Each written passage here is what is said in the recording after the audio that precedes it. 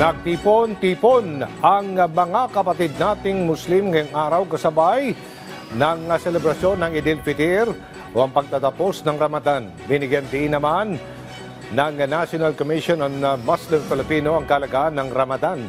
Ang sentro na balita mula kay J.M. Pineda.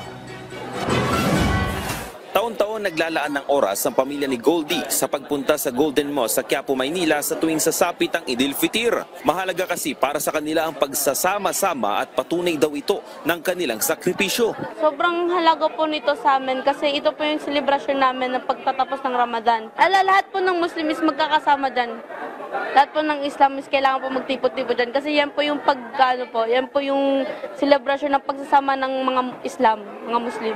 Halos isang buwan ang dumaan sa Ramadan para sa mga kapatid nating Muslim. Simbolo ito ng kanilang sakripisyo at kabilang na nga dyan ang pag-aayuno o pag-fasting. Ngayong araw nga ay nagtipon-tipon ang mga kapatid nating Muslim dahil sa pagdiriwang ng Eid al-Fitr o pagtatapos ng Ramadan. Nitong nakaraan kasi ay lumitaw na muli ang full moon sa Bawang La Union matapos ang ilang araw na moon sighting ng iba't ibang komunidad ng Muslim sa bansa. Senyalis rin yan ang pagsisimula ng bagong lunar month ng Shawwal para sa mga kapatid nating Muslim. Kaninang umaga, isinagawa ang pagdadasal sa iba't ibang lugar. Sa Quirino Grandstand nga, umabot ng lagpas 10,000 katao ang dumalo. Sa UP Diliman naman, nagkaroon din ng pagdadasal na pinangunahan ng Institute of Islamic Studies ng University of the Philippines. Daan-daan din ang nagpunta sa Quezon City Memorial Circle para makaisa sa pagdiriwang ng Eid al-Fitr.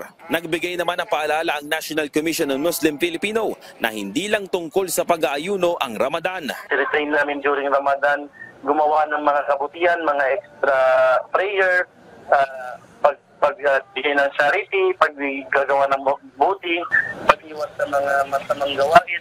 Kailangan tandaan namin yon na ngayon tapos ng Ramadan ay yung mga binaon namin, yung mga aral na nakuha namin sa Ramadan, naway huwag namin kalimutan. Binigyang din rin ni Imam Sawadi na maging daan sana ang Ramadan para tumibay pa ang kanilang pananampalataya.